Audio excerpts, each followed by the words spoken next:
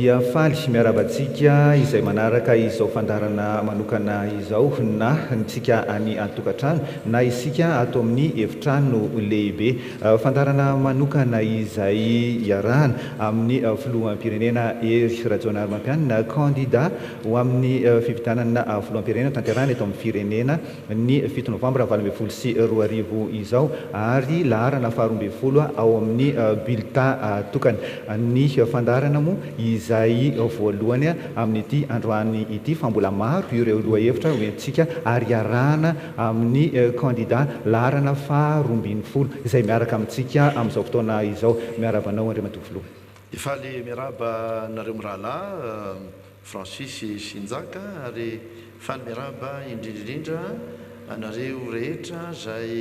manaraka zao fandarana izao isa-tokatrano manerina Madagasikara sy isika rehetra zay manatrika eto koa.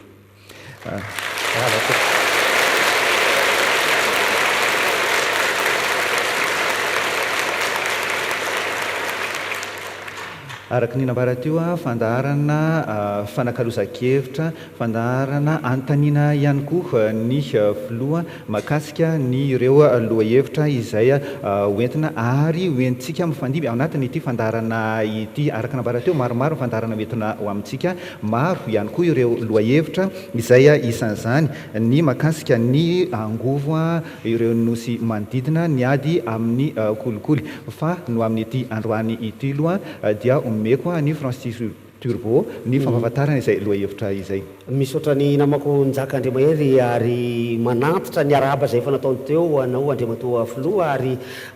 miarahaba ihany koa antsika rehetra mpanaraka ny fandarana any amin'ny televiziona any miarahaba indrindrandrindra antsika izay manatrika atao anatin'ity efitrano lehibe ity. Marina tokoa zany satria misy lohahevitra maromaro le izy ka mba amerana le izy zany dia nalefa isan'ny tokony ireo lohahevitra ireo. Amin'ity androany ity dia lohahevitra mikasika ny amin'ny ankapobeny mahafehy ny tontolo ambanivohitra le izy. Eo ny fambolena sy ny fiompiana, ny famokarana zany amin'ny ankapobeny, eo ny indrindrandrindra ny amin'ny resaka fandriampahalemana ary eo ihany koa ny amin'ny resaka fananantany. Tsaratsara kokoa angamba alohan'ny tena resantsika an'izay dia anaraka horonan-tsary isika hoentsika hiaingana ao anatin'le adi-hevitra ifanaovantsika rehefa avy eo.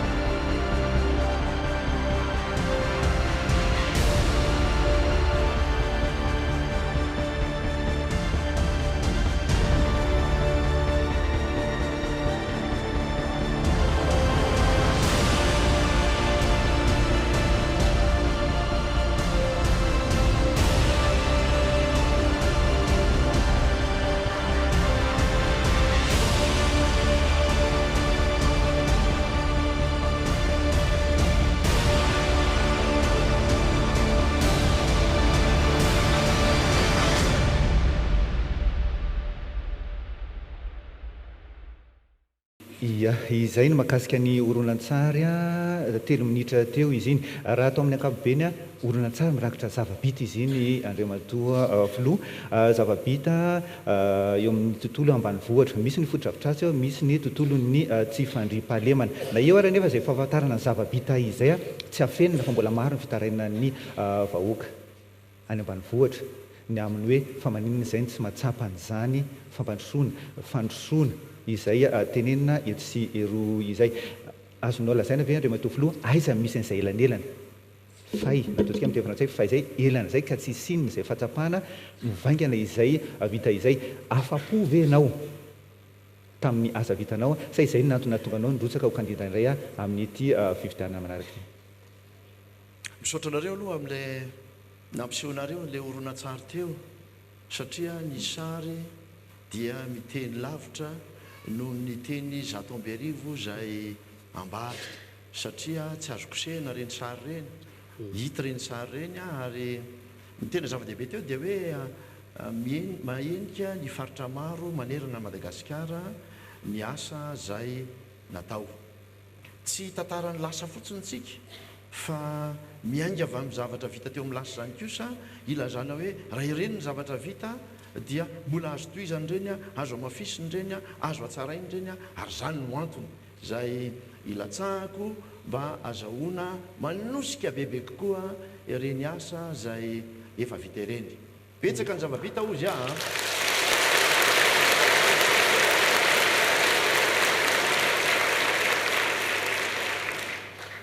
ampenatry tena foana ny ilazako hoe betsaka ny zavatra vita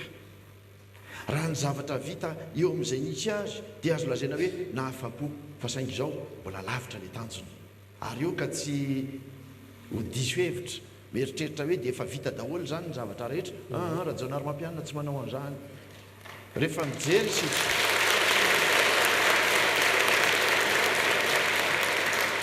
ny ezaka izay atao no tena zava-dehibe laza ianao teo hoe misy ny elanelana ahoana moa ny tsisy elanelana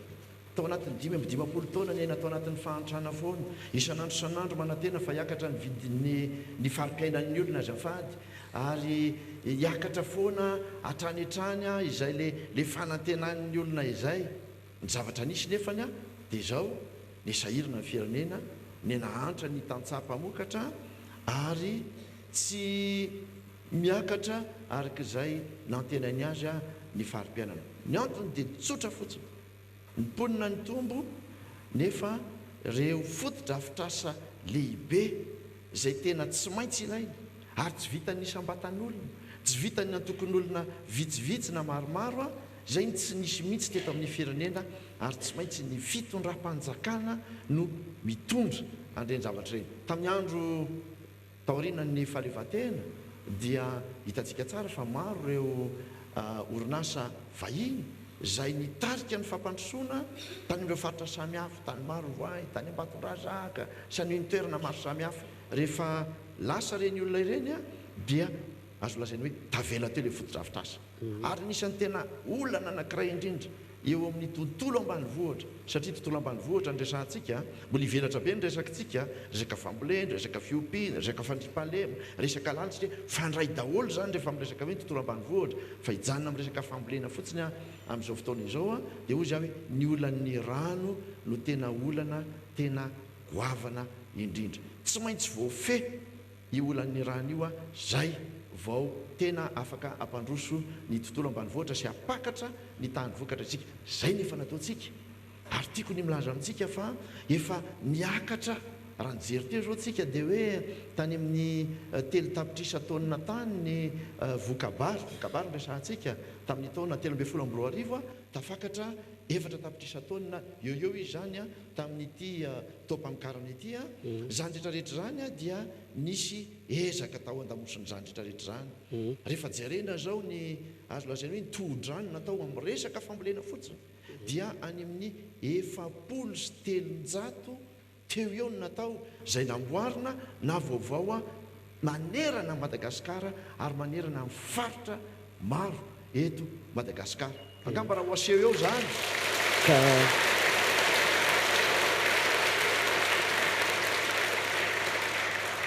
ny azo ny faniriko dia hoe mbola hotoizanareo le sary amin'ny endrika fa rehefa ao ariana satria mitena hoe 700 ny barazy izay natao andrahana rano andreo tanimbary tanimboly maro samy hafa reo ary gamba tsy inonareo raha ilazako hoe 10 kilometatra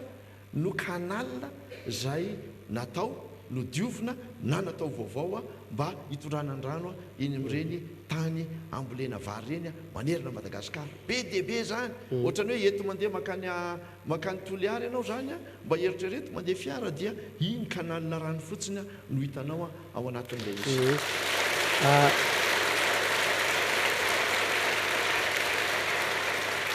Le izy moa zany atreto aloha Andriamatofiloha dia fantatra tsara mihitsy aloha fa ny foto-tsakafo malagasy amin'ny ankapobeny zany atao hoe toekarena eto Madagasikara zany dia mifototra amin'ny alalan'ny hoe vary fambolem-bary amin'ny ankapobeny io efa politika efa ela be mihitsy ny politika ny fanatsarana ny volovary raha tsy resaka afa-tsy reny katayama volovary maro anakely zao indray lasa misy an'ity papri ity nefa atreto raha miteny mantsy ianao teo hoe nisontotra ny vokatra raha firitaona taloha dia lasa firitaona izy amin'izao fotoana izao nisy ihany koa nefa ny fandraisana anjara ny toetrandro satria rehefa tena anontaniana ireo olona any aloatra ireo dia ohatrany netinety le orana tamin'ity zay inona fa tsy ny fitondram-panjakana no mitondra ny orana io fa orana nalefan'Andriamanitra izy io eo indrindra no mipetraka manko le ayain'ny olona hoe tena le fitondrana ve no nitondra n'ilay fanatsarana ny vokabary sa eo dia eo koa ny fanampian'ny zavaboary satria raha ny fahasimbana nisy eo amin'ireo fotodrafitrasa ireo dia saiky tototry ny atsanga ohatra amin'ny ankapobeny raha nytao faritra loatra raha nytatao faritry Marivoay raha ny any faritry Beza zay mba fatapatatra ihany koa dia tototry ny atsanga ireo zay vokatry ny érosion no mahatonga an'izany ny zavatra nambaranao teo dia le vidéo hita teo zany dia ohatra ny miteny fa le fitondram-panjakana no anisany nanamboamboatra an'ireo zavatra rehetrarehetra ireo sao dia mba nisy ihany koa sa ny fandraisana anjaran'Andriamanitra tao anatin'izany rehetrarehetra izany ohatra hoe ka lasa ohatra ny hoe sao dia miaina amin'ny hazara na ny sendrasendra ity fitondrana nentinao teo ity ka sao dia mbola iandry an'izay indray ty fitondrana manaraka eo ty raha ohatra ka mbola ho lany somatsara ianao tsy misy mipetraka amin'ny hoe akisendrasendra Francis ianao moa miresaka an'io fitahin'Andriamanitra dia hoy za hoe tena misy ny fitahin'Andriamanitra tsisy mpitondra firenena ny fanjakana tonga amin'ny toerana raha tsy fitahin'Andriamanitra ary izy manendry azy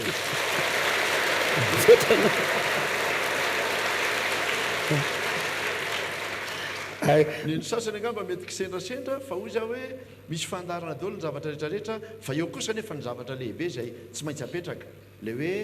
misy ny firindra ny tontolo zay andeha apetrakatsika hoe Andriamanitra mandahatra azy fa izao misy ilay anjara ndraikitry ny olombelona zay miteraka fanapotehana afaka manarina ny olombelona fa ny zavatra hita aloha amin'izao fotoan'izao raha hita amintsika dia betsaka ihany koa ny fanapotehana eo amin'ilay tontolo iainana fahampotehana sy fanapotehana eo zany misy andren'ilay hoe tonga ny loza ara-voajanahary reny dia potika le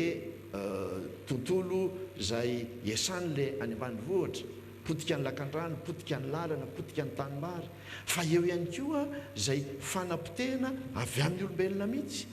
eo zao zay ara-tantara moa dia hitantsika zany fa tsy hoe amin'izao fitondrany zao rery nisy an'izany zavatra zany Francis Injaka amin'ilay hoe fisian'ny tavy ohatra za moa rehefa mandeha reny dia mahatsikaritra eny amin'ny avy eny amin'ny angidimby eny ambony eny fahampotehana mampalahelo manahirana hoy za hoe raha izao no mitoy marina mafy tsy afaka 10 taona na 20 taona dia horipaka ny ala rehetra ary dia potika le tany satria rehefa dorana le tany ambolena dia afaka taona vitsivitsy tsy ambolena ntsony fa potika eo le tany izy ny tompona andraikitra amin'izany ny olombelona ny tompona andraikitra amin'izany hoe fanapotehana ny azo fanaovana an'ireny tavy reny fandoroana ny tanety reny dia anisany misy fiatraikany eo amin'ny tontolo ny fambolena tontolo ny fiompiana tontolo any ambanivohitra zany zavatra rehetrarehetra zany ka hoy za hoe mizara ny ndraikitra fa ny tsika eto aloha mampitondra fanjakana atsika dia efa raisitsika ao anatin'le politika mpampandrosoana efa misy ny fiovovan'ny toetrandro amin'izao fotoan'izao efa fantatra zany dia efa anisany hoentintsika zany zavatra misy zany mba anorenantsika n'le politika ohatra fotsiny zao dia ny hoe tsy maintsy mitady masom-bolontsika zay mifanaraka amin'ny haitany, tsy maintsy mitady masom-bolontsika zay mifanaraka amin'ny toetoetran'ny tany samy hafa zay misy eto Madagasikara. Zany zany a dia andraikitry ny olombelona izany. Rehefa tonga moa ny haitany, rehefa tonga moa ny tora-drano zany ray a efa zavatra hafa zany fa na inona adidiny mpitondra, adidiny vahoaka ny miaraka manentana sy mifanentana amin'izay hoe zao ny zavatra misy amin'izao fotoana zao a, zao ny tokony ataontsika, zao ny tokony andraikitra ao a, fa tsy mifanilika andraikitra. Zay ndraiky io saloha dia tsy rajonary mampianina mihitsy no anilika andraikitra hoy za hoe zay vita tany a vita tany, misy tsy nety tao, ny simba tao, ny anjarako dia ny mitarika anarina n'izay a, ny anao bebe kokoa amin'izay. Ka raha miteny ianao zao teo hoe nanahoana le vokatra ny tsara, misy raha jerentsika zao a, andeha nge andray ohatritsika nomboka tamin'ny taona 13 teo hoe niainga tamin'ny 3 tapitrisa taona ny vokabary ny resahantsika, dia avy eo a niakatra 100 telonjato sy telo tapitrisa, dia avy eo niakatra 100 ihany, eninetsy sy telo tapitrisa, dia avy eo nidina le izy tamin'ny herintaona dia tena nidina mihitsy le izy a noho ny toetany. Fa izao rehefa avy eo niakatra le izy a dia tafakatra any amin'ny 4 tapitrisa, zany niakatra 300 dia eritreritra fa dia vokatry ny toetrandro rery natonga an'izany diakatra 300. Tena isaoran'Andriamanitra amin'ny toetrandro zay niatsara. Fa izao misy an'ireo fotodrafitrasa zay hitantsika teo ireo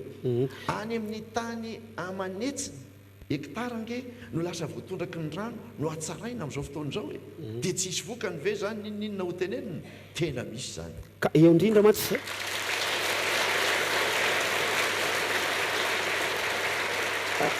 raha ny firesaka ao Andriamatoa Filoha sy le vidéo niseho teo a dia saika any amin'ireny toerana mpamokabary be fatabahoaka irany Madagasikara reny le izy, nefa azadonina fa misy ihany koa ireo mpamokabary madinidinika zay tsy vitsy anisa mihitsy eto amin'ity Madagasikara ity, ohatrany tsy dia hita taratra zay tao anatin'le politikan'le fitondram-panjakana hoe le mpamboly madinidinika Tsimbatolampy, ao a Fenirivo Atsinanana ao any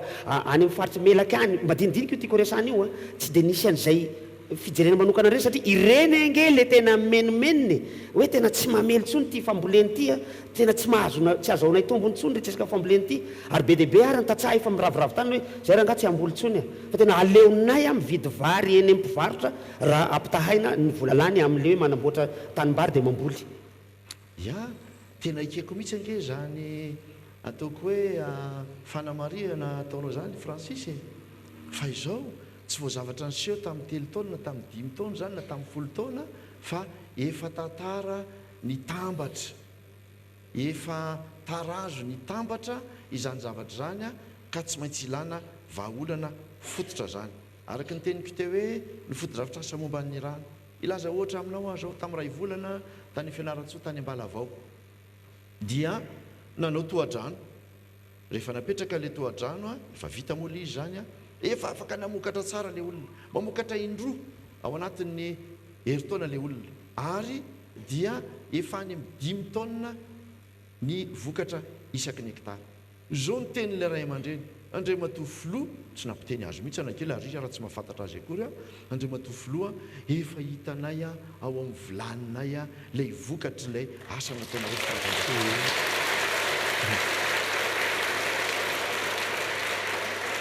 fa izao nolazaiko ianao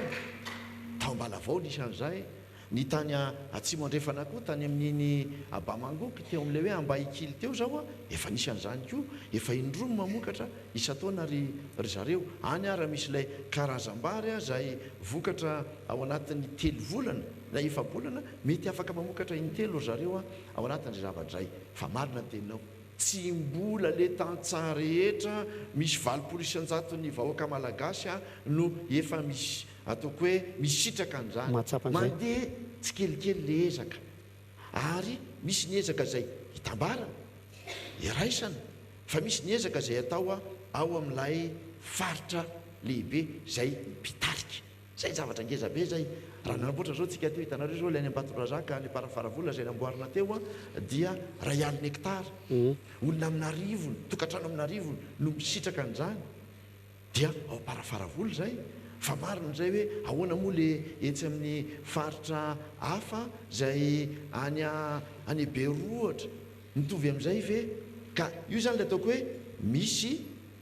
zay atanatohatra eo ilay fampantroana fa tsy hoe ao anatin'ny ray andro dia hiaraka iainga daholo dia hiaraka atao daholo ny zavatra rehetrarehetra mandainga ny olona zay milaza an'izany ary tsika tsy hamitaka vahoaka amin'izany zavatra izany ialako tsiny fa somary Francis foana mametraka fanontaniana ny tena olana somary hitarazoako keliny amin'ny resaka fambolem-bary ty sy ny famokaram-bary mantsy satria io no tena araka ny lazaiko teo hoe fiainany malagasy izy io ny totaly be ny vokabary izay voalaza teo zay fa ny vokabary isaky ny hektara ohatrany tsy dia hita taratra hoe ny tombobenana ahoana ny randomany io tsy tiako tenen'io satria raha ny tena ianao nanome ohatra hoe 10 tonne ao anatin'ny hektara anankiray raha ny tena tanjona avy eo anivon'ny ministera nge hatrany aloha be tany misy mahatratra hatrany amin'ny 10 tonne 10 tonne amin'ny anatin'ny hektara anankiray tsy hita taratra loatra tao anatin'ny ty politika ty zay fa fampitomboana velaran-tany ambolena kokoa no ao anatin'ity resaky ty tsy marina zay angamba tsara ho atsaraina koa angamba ny antotanisa raha tiana le hoe ho velabelarina kokoa zany ny antsiprieny amin'ilay izy fa raha ny velaran-tany amin'ny ankapobeny zany no jerena tao anelanela ny 13 sy izao fotoana izao dia nitombo 700 ny velaran-tany fa ny tany vokatra kosa dia nitombo 700 zany hoe tsy nohon'ilay ny tombony ny velaran-tany zany no nampitombony vokatra fa noho ny fitombon'ilay vokatra isaky ny hektara rehefa jerena le izy amin'ny tarehimarika dia niaingitsika tany amin'ny 2,2 tonne ny hektara dia nitombo 2,5 tonne ny hektara toa anelan'izay 10 tonne zay ary amin'izao fotoana zao efa 2,7 tonne izy amin'izao fotoana zao mitanjotsika afaka 2 tonne dia 3,5 tonne ary tsy hanafatra varotsy Madagasikara amin'izay fotoana engany mbola hijanona amin'izay ataontsika hoe fambolem-bary zay satria zay ny malagasy raha misy nofiratsiny ny malagasy nandritry ny fotoana ny tantananao dia ny fiakarany vidy vary mihoatra ny 2,000 ariary tamin'ny taona 17 sy 2,000 rehefa nitrangy iny zavatra iny heritaona ohatra zao angamba dia nitondra fanazavana teo amin'ny ministeran'ny varotra ny amin'ny hoe misy tsy fampina vary rehefa nanontaniana tany ministeran'ny fambolena dia milaza fa misy ny tsy fampina rano ka nitondra ny vokatra ratsy ny ataontsika angamba hoe raha nisan'ny fitarainan'ny vahoaka tamin'ireny fotoana ireny dia ny hoe maninona zany zavatra zany no tsy voatsinjo ny fanjakana mialoha inona ny tsy nandraisan'ny tsy ahafahan'ny fanjakana miomana amina fepetra mitranga toy izany fa rehefa misy mitranga ve ny zavatra eny dia ny vahoaka no mizaka ny mafy zao ianao ilatsaka candidat ny 7 novambra ho avy izao amin'ny bidita tokana larana fa 12 inona no azo raisina satria ny mpijery antsika zao miandry ao inona ny azo raisina na fepetra azo hoentina mba tsy iverenan'le nofiratsy zany intsony satria izay misy le nofiratsy ka nofiratsy aloha ny faniritsika dia hoe engany tena ho vita tanteraka ary za mino fa tena efa nendamositsika any le nofiratsy fa mba nofo mahafinaritra indray zany no entsika no avy zao nge ny zavatra nisy tamin'ny heritaona azadino ny lasa fa ohatrany mora manadino an'izany zavatra zany isika potika ny fambolem-bary tamin'ny taona 17 iny any amin'ny 50 ka hatramin'ny 900 ny volovary no potika simba tamin'ireny fotoana ireny fa angamo rehefa potika le izy nisy nampandrena nisy nalala hoe anatin'ny ray andro dia potika le izy fa isika nge efa manana programa fa minavinany hoe amin'ity taona ity dia 3 hetsy tonne 2 hetsy tonne 1 hetsy tonne ny vary afaratsika reny efa teo reny fa rehefa tonga le tondra-drano ahitany tapoka tao anatin'ny ray volana sehon'izany zavatra zany tsy mora no tonga dia hoe andeha hanafatra n'le vary natao zay zavatra zay fa zao lazaika atsika ary tia no ataoko hoe aza diso isika eo amin'ilay fanadihadinan'le izy tena nisy ny vary nafarana avy any velana fa izao malagasy dia le vary gasy ny vary vokatra eto any no tena tadiavin'ny malagasy ary zay nampiakatra n'le vidin-javatra tamin'le izy ny zavatra nisy ara teo amin'ny zao tontolo izao zay nanahirana dia zao midina ny vidin'ny vary ary rehefa midina ny vidin'ny vary azo adiny fa mifamatotra amin'izay koa ny eto amintsika rehefa midina ny vidin'ny vary mitsaina resam-pirenena dia lasa tsy mazoto intsony le olona eto atoerana amokatra mihoatra no tokony ho izy satria lafo le tahan'ny famokarana vary eto Madagasikara raha oharina amin'ilay vidiny eo amintsena resam-pirenena azo adino zany zavatra zany ary le vidin'ny vary nafarana teo amintsena resam-pirenena tamin'ireny fotoan'ireny tamin'ny heritaona dia tena mifanatsahana mihitsy amin'ny vidiny ary mbola ambany azy amin'ny tahan'ny vidiny vary fokarina eto Madagasikara fa izao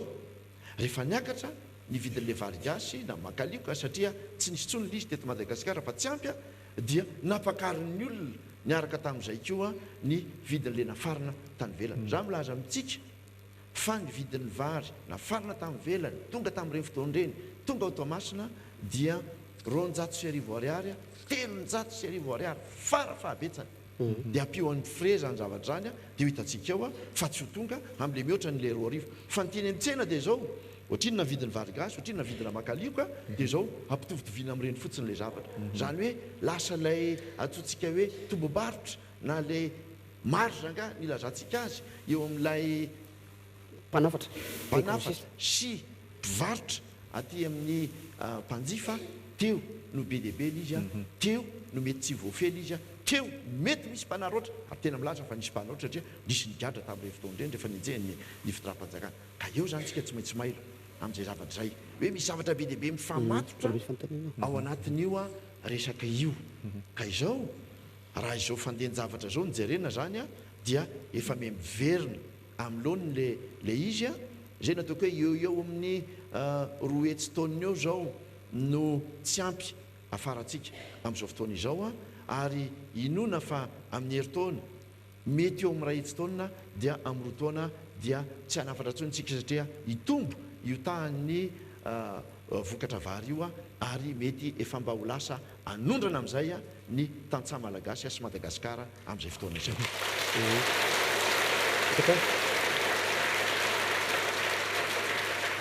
misy ny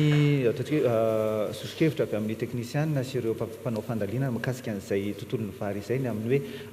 hoe tokony mahazava-dehibe ny ampitomboana ny vokatra amin'ny hektara fa tsy ny fivelarana be loatra satria mandalo miteraka fandaniana izany ary sarotra ihany koa nametraka vokatra betsaka amin'izay ahoana mety fahitana amin'izay mety azo eritreretina ve izany hoe famokarana ahena famokarana vary efa tenen'ny Francis Tiano fa le hoe raha ohatra ka mivelarantany tsy mivelarantany nitondrana azy fa ny vokatra no amafisina randomany ampiakarina azo eritreretina ve zany azo eritreretina mihitsy zany ary zany nefa anisan'ny politika zay hoentina amin'izao fotoana izao mivelarantany zay amkarana vary amin'izao fotoana izao dia anoany amin'ny 10 hetsy sy 2 tapitrisa hektara amin'izao fotoana izao noho ny fanatsarana zay natao sy ny fitondrana andreo le barazo nresaka teo ireo dia anoany amin'ny 2 hetsy hektara ka hatramin'ny 5 alina sy 1 hetsy hektara io zany no avozina no atsaraina dia miteraka fitombony vidiny ny fitombon'ny vokabary zany fa izao zay kendrena nge ary aloha tsy hodiso amin'le politika fa samy atao daholo izy anankiroa ny voalohany atao zany dia hoe tsy mitombo ny velarantany fa ny eo no atsaraina le tany atsaraina ny fomba famokarana ary ny anankiray politika faharoa dia hoe raha azo atao satria mbola be dehibe ny tany zay mbola mipetraka fotsiny dia mamokatra amina tany vaovao zany hoe ampitomboana ny velarantany fa zao ny zavatra misy mba tika nilazany zany amin'ny tantsaha ny vary zay very eo anelanelan'ny toeram-pambolena eo any amin'ny tanimbary zany ka mandra-pahatonga azy any amin'ny fivarotana azy dia anoany amin'ny 5 isanjato any 5 isanjato 5 isanjato ny eritreretina hoe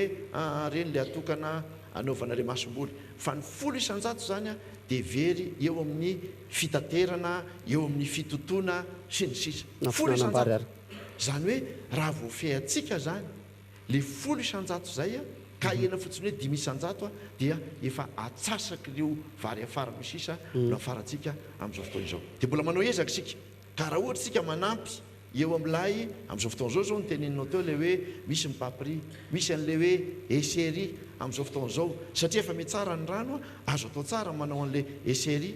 raha vo zany no ampiaritsika dia lay 2 taonina sasany hektara miakatra vetrany any amin'ny 3 taonina sasany ka zay kely ataoko hoe raha vao miakatra 100,000 fotsiny ny vokatra eto Madagasikara ao anatin'ny 2 taona dia efa tonga atsika le tanjon'le hoe ampy ho an'ny vahoaka malagasy zay ny tena tanjo zay ngeny tanjon'ny filoham-pirenena rehetrarehetra ny hoe ampy ho an'ny vahoaka eo amin'ny sakafo ary vahoaka ampy sakafo voatoana ara-tsakafo zay ny tanjona voalohany filoham-pirenena ary zay ny tanjoko voalohany faranako io zany efa tafiditra ao anatin'le ohatrany hoe fomba fisainana malagasy any satria efa ela ny politika fanatsarana ny fambolem-bary teto Madagasikara io tsy voa zao io ary tsy voa tamin'ny 10 taona lasa fa efa tany amin'ny 15 taona tany efa hatramin'ny andron'ny vazaha dia efa nisy fomba fitadiavana ny fanatsarana an'izay voka-bary zay fa rehefa nitenen'le vary very teo ianao dia mbola ivirenako ihany mbola toe-tsaina malagasy ihany satria amin'ny malagasy zany tsy mampanina azy mihitsy mihinam-bary misy latsaka lizy mihinam-bary azy moa misy latsaka satria aza adonina fa ireny tafiditra ao anatin'le vary very daholo efa nisanao calcul izy io vazaha anankiray tao faritra maro voay tao zay nanao an'izay calcul zay matsy ary rehefa mivoaka io zavatra io dia mifandray amin'ny resaka fananantany amin'izay ary satria ny fomban-drazana malagasy dia io ny tany ka rehefa maty ny ray aman-dreny dia lovain'ny zanaka sy ny zafy le izy dia mitsipotipotika amin'izay le izy ao ny misy fiantraikany amin'io fambolem-bary io ny amin'ity resaka fananantany ity anisan'ny zavatra tena mahakivikivy ny olona amin'izao fotoana izao ny firégularisena hoy ny fitenenana ny ara-dalàna nyity tany ity satria ohatra ny amin'ny ankapobeny tsy tena ara-dalàna daholo le tany ambolena fa ry taninay ity ny dia ambolena ety fa kay tany-mpanjakana izy ity kay ony anaovanay zavatra ity mila fanajariana 10 taona zany ony zany zavatra zany mampiravoravo tanana io satria misy sarany lafo dia lafo koa io raha ohatra ka anamboatra titre deny voalaza ao anatin'ny chiffre ao anatin'ny remarque misy karatany zao voazara taria misy fanamboarana ny resaka titre foncier atseroa kanefa amin'ny ankapobeny rehefa tena miresaka amin'ny olona tsy afa-po amin'ity resaka fananantany ity ny olona tsy afa-po le olona satria mbola tsy vita daholy ny asa rehetra tokony atao amin'io fa zao nge ny olana tsika ngeny nanomboka an'izany zao tamin'izao fitondrako zao nge no tena nanomboka tena nampitariny zany hoe fanomezana titre ary nefa vitatsika hatramin'izao dia any amin'ny 3 alina sy 1 hetsy titre foncier any nefa nataontsika amin'izao fotoana zao mbola lavitra ny ezaka fa ny taloha aza tsisy nanomboka tamin'ilay izy tsika nefa manomboka amin'ilay izy ary efa fantatro ny filoham-pirenena tsara fa anisan'ny tena olana eo amin'ny fambolena sy ny fiompiana dia ny resaka fananantany zay no anisan'ny natonga hoe tsy maintsy atao amin'ny lahara-pahamehana zany io resaka fanamboarana ny resaka fananantany io zao zany tsika dia efa mametraka n'le hoe birao ifotony any amin'ny commune misy le bif io misy 500 nefa napetraka tsika amin'izao fotoana izao zany hoe eo amin'ny apahatelon'ny commune rehetra manerina Madagasikara zany no efa metrahana an'izany efa tena miazakazaka mihitsy sika amin'izay zavatra zay ary mba resaka fotsiny aloha amin'le resaka le hoe ny dadabe sy ny miampita aty amin'ny taranaka dia eo amin'le lova zany dia tadio tsara fa nisy ezaka zay azo lazaina hoe fanapaha-kevitry ny filoham-pirenena mihitsy ninana hoe mba tsy hisy vola aloha eo amin'ilay fampitanan'izay lova izay eo amin'ny nanomboka tamin'ny taona 9 sy 7 7 zany dia natao zay zavatra zay misy any amin'ny 2 sy 4 alina any no olona zay nisitraka an'izay le hoe famondrana ny tany zay fa marina mihitsy ny teninao hoe mbola be deabe ny ezaka ataontsika anatin'io nisy anankiray zay nambarako mihitsy hoe dia ataontsika ny andaminana an'ireny tany zay anyvoanjo ny lazantsika azy taloha na le colon reny zany zay misy mipetraka fotsiny misy efa miasa eo ambonin'ny izy reny dia hoe tsy maintsy alamy reny efa nanomboka isika efa nanomboka nandamina an'ireny isika efa nanomboka nijery an'ireny isika zay nataoko hoe io resaka fananantany io no tena mila fotoana io zavatra io satria na dia tena hoe le famaritana ny tany fotsiny azy dia efa ifanolanana ray metatra fotsiny dia efa ifanolanana ao anatin'io zavatra io. Zany mila alamina. Efa nisezaka natao zao anankiray nampiasana ny teknôlôjia vaovao tato amin'ny distrikana Ambatolampy, izay lasa mihitsy fitaratra maneran'ny Afrika amin'le projet hoe plofo anatin'le izy dia io zany dia tena anisan'ny ezaka ngezabe ataontsika. Ny antony dia zao, le fananantany ange tsy dia tena hoe fananantany hoe satria mila ho faritanay le izy, fa azadiny fa le tany dia arena io tany io, ary rehefa tena anao le tany azonao ampiasaina le izy mba ataonao antoka ohatra any amin'ny findramam-bola, ataonao antoka eo amin'izay edinao hevitra amin'ny ampandrosoana ny lay faritra misy anao. Ilaina izay zavatra zay, ilaina ny miaina ao anatin'ny tontolo isian'ny fitoniana eo amin'le fananantany. Zany hoe tena misy tompontsoa be dia be mihitsy ny azahoana zany manana an'izay le hoe titre foncier zay. Ka eo amin'izay resaka antoka izay mihitsy Andriamantoa filoha no fanontaniana mipetraka ao an-tsain'ny ankabeazan'ny olona, satria amin'ny ankapobeny ny olona any ambanivohitra sy ny olona tsy dia nandia fianarana loatra dia mahafantatra fa rehefa misy tany anankiray etsy mipetraka etsy dia fantatry ny olon-drehetra hoe tany ny tara anankiray any io ka aza kitikitihana. Fa ity taratasy titre foncier sy zavajavatra ty zava-bazaha nentinentina avy any izy io ka izay manana an'izy iny no tompon'le tany. Ao indrindra mbola tsy resaka momba ny kolikoly isika io, satria misy an'izay resaka kolikoly zay amin'ny famadihana izy atraiza ny antoka ananan'ireo olona manana karatany sy misoratra amin'ireo tanyreo mba tsy ho avy ry mpanambola rehefa avy eo sy ny mahitahita ao ambony ao hoy zareo avy any ambany any, misy mahitahita avy any tonga dia manangona ny taninay. Eo le tena olana be amin'izao fotoana izao, ary anisany nipoitra maromaro reny tamin'ity fitondram-panjakana izay nentinao ty. Mialatsy indrindra tompoko. Tsy zao ihany zany aloha ny efa nisy hatry ny ela be zany. Zao moa mebetsaka ny hainao manjery dia lasa mampita an'le izy mampanikatra an'le izy. Mariny zany. Fa tonga amin'le fitenenhoe tsy mitady excuse tsika amin'le izy, fa za dia samy laza aminao fa amin'ireo titre foncier reo le karatany zay nizaraindreo tena madio sy marindreo azo antoka ireo. Reny zany no tokony ho tohizana. Mbola betsaka ny any ary tena akeko mihitsy ange zany teneninao zany, misy ange ny misoloky amin'ny resaka tany. Ary raha mijery amin'ny fitsarana isika reo antotataratasy nady ao amin'ny fitsarana ny andro tokony dia resaka tany daholo, tany daholo izy. Dikan'izany eto Madagasikara dia anisan'ny tena fototra ngezabe mihitsy zay miteraka olana io resaka fananantany io, ka rariny loatra tsika raha manopana ny ezaka sy ny herintsika ao anatin'ny resaka fananantany. Efa manompo tsika ozy efa miazakazaka tsika ao anatin'io zavatra io ary dia tsy maintsy iarahana amin'ilay tantsaha zay, tsy maintsy iarahana amin'ilay tompon'le tany zay. Rehefa tonga zao zay tao amin'ny faritra Ambatolampy dia nijery an'izy dia nampiasa le teknôlôjia vaovao dia hita mihitsy le hoe faritana ny taninao hoe ty le izy. Mbola tsisy borina apetraka akory eny amin'le tany mareny, fa efa fantatra kosa raha manamarina ao anatin'ilay taratasy lehibe, le planina lehibe hoe ity dia anao. Zay dia efa antoka an'le olona. Laza aminareo fa hafaliana tsisy ny ohatran'izany ny an'le ray tanàna nahita hoe dia voamarina zany fa tena anahako amin'izay anay amin'izay any fianakaviana amin'izay ty tany ty fa tsisy sa angalatra an'izy tsony. Rehefa vita zay zavatra zay tsisy sa angalatra tsony le tany. Ary zay tena zava-dehibe. Ia, misy fitaraina ny tantsaha mantsy Ramatoa Filoha, le hoe tantsaha manana tany marina fa mety misy fahatarana na eo ihany koa le hoe tsy fahafantarana ny fikarakarana taratasy, fa matetika izy ireo miteny maninona ary tompo-mpanan-karena sy vazaha tony tsy any ambadika any maka tany any be da be fa ny anay ny alainy. Le tiako fantatra zany hoe sao dia tokony misy an'izay mihitsy menany zareo mpampiasa vola fotsiny dia ny tantsaha tsy hoe miaro an'le tantsaha tsy mikarakara ny taratasiny fa zareo any ambanivohitra ny fanabeazana azo no mbola mety sahirana izy mety misy any ny fanairana azy hoe ty ataovy ty antany, fa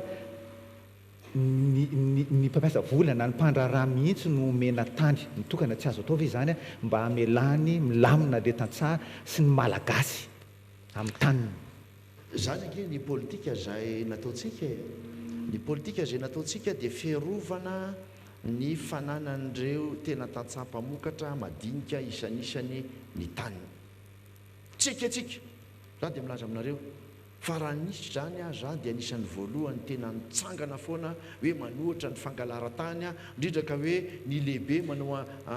mampiasa herisetra angalana ny tany madinika angalana ny tany nisy ambatan'olona za dia tena nijoro nanohatra nyreny tamin'ny heriko rehetra mihitsy hoe tsy azo akeny zany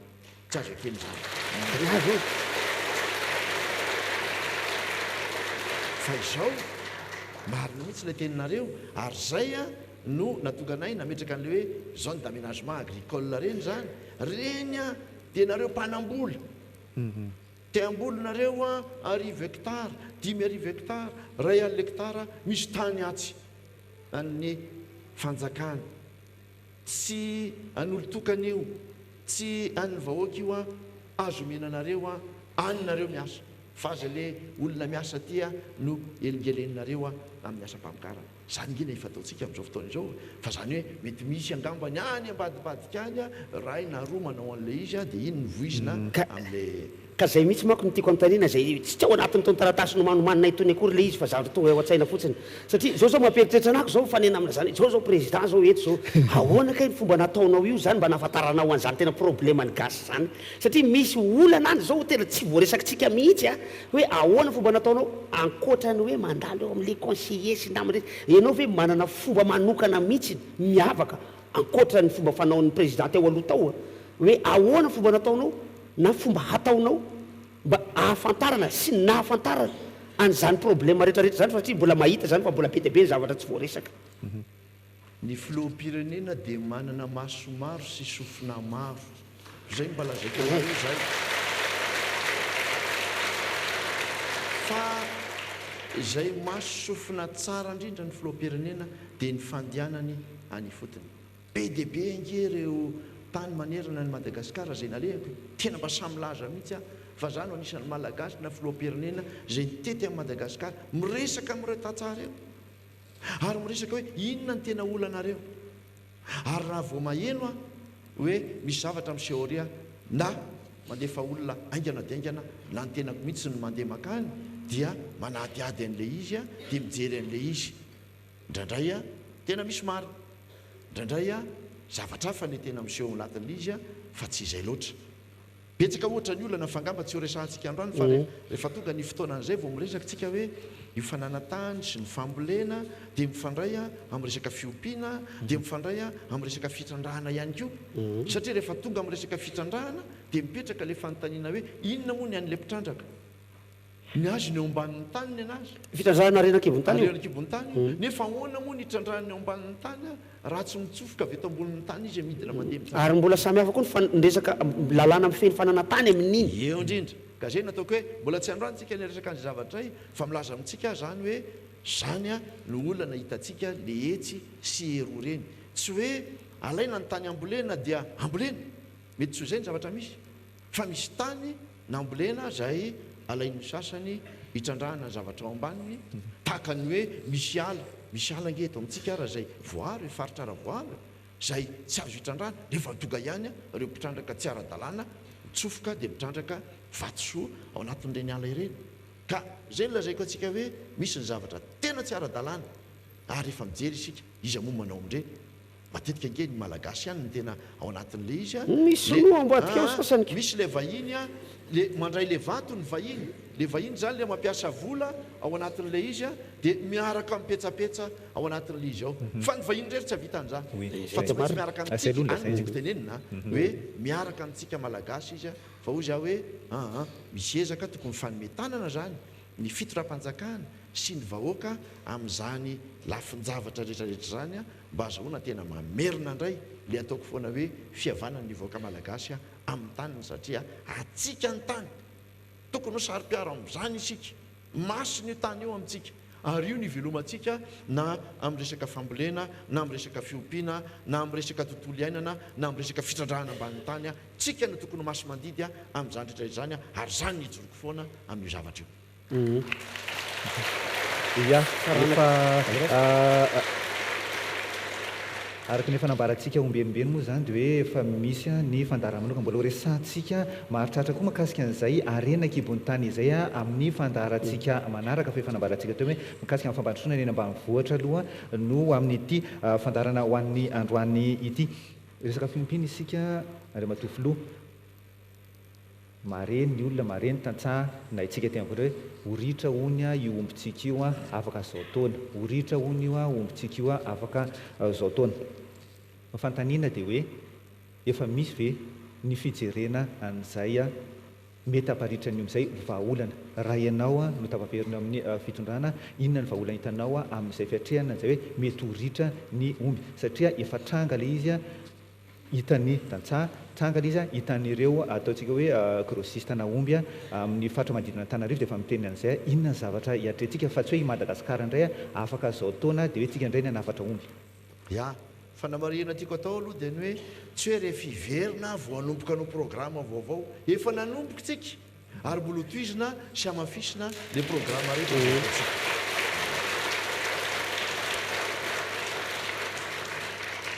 resy lahatritsika fa tena misy a ny olana maromaro izy ireo fa raha ny anankiray moa zany dia hoe eo amin'ilay resaka fiompiana omby zao no tena nisan'ny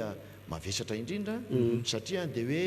miena ny isan'ny omby a atahorana zay a dia misy miresaka hoe ka misy manotrana atsokosoko io zavatra io a be loatra ny alatr'omby a ny alatr'omby anke tsy hoe angalariny dia hotery izy niny fa angalariny iny a dia amidiny le izy rehefa avy eo amidiny aiza le izy fa na dia adina voalohany izay iraisany rehetrarehetra dia hoe ny tsena lehibe voalohany andranana indreny omby laratra ireny a dia eto toerana ihany amin'ireny voaparitany maro samihafa eto Antananarivo a dia any amin'ny 500 mahery isan'andro any ny omby a izay ilaina eto Antananarivo sy manodidina zany ny dikan'izany a vonoana isan'andro isan'andro a ny dikan'izany zany a tsena ngezabe zany avaiza ireo omby ireo tahaka izany koa na ny amin'ny faritra maro samihafa dia mapetraka le fanontaniana zany fa lay famononan'ilay omby hoanina zavatra ray fa ny hoe ampy koa sara ve ny fitombon'le omby amin'ny any amintsika mpiompy ka naminana aza dia tsy horitra akory le omby raha miteny zao tsika hoe ny akoho tsy mbola nisy niteny tamiko tsy horitra ny akoho na ny akoho gasy na ny akoho vazaha be da be angamba le akoho tsisy dalina akoho satria ai zany ny mifehan'le izy ary betsaka le izy fa eo amin'ny omby zany a no ny antony manokana hoe tsy mora ny mamokatra omby amatoana ny voalehibe voazo hoanina sy ny sisa dia mipetraka le olana zany misy vahaolana maromaro a zay efa nentina ny anankiray zao a ao anatin'izany zao ohatra zay ataoko hoe misy any amin'iny faritra atsimo iny le hoe iarahan'ny fitondram-panjakana sy ny sehatra tsy miankina amin'le hoe PPP ny fametrahana le bovima ohatra bovima zany a dia ny sehatra tsy miankina no mitarika azy fa tsy ny banky iraisam-pirenena vola fitondram-panjakana zany a dia manampy sy manamora ny fipetrahany zany izy io zany a dia tonga miainga avy any amin'ny fiompiana mihitsy ka hatrany amin'ny abattoir ary hatrany amin'le fiompiana dia zao le orinasa io zany a no manampy lay mpiompy manara-maso ny fahasalaman'le omby mijery ny fotombony mameny sakafo ary manampy azy a amin'ny fambolena ny vilona zay ho an'le omby dia rehefa avy eo a izy ihany a no hividy an'le omby a zay ny mitatsaha manara-maso a ny fitombon'le izy ary manatsara koa lay karazana omby zany a zay mba omby ho bebe nofiny bebe lanjany zany a no hofikariny eto amintsika kery atao hoe amin'ny ankapobeny zao dia mironjato ka hatrany amin'ny 500 sy 600 kilao eo ny omby anankiray nefany a azo atao tsara ny mamokatra karazana omby a zay amidy angalana hena fotsiny a any amin'ny 500 sy 300 ka hatrany amin'ny 400 kilao any hoany ny omby anankiray zany a dia efa ezaka ataontsika efa ataontsika zany amin'izao fotoan'izao a tiako milaza amintsika amin'izany efa misy a reo ataontsika hoe ivitoerana centre zay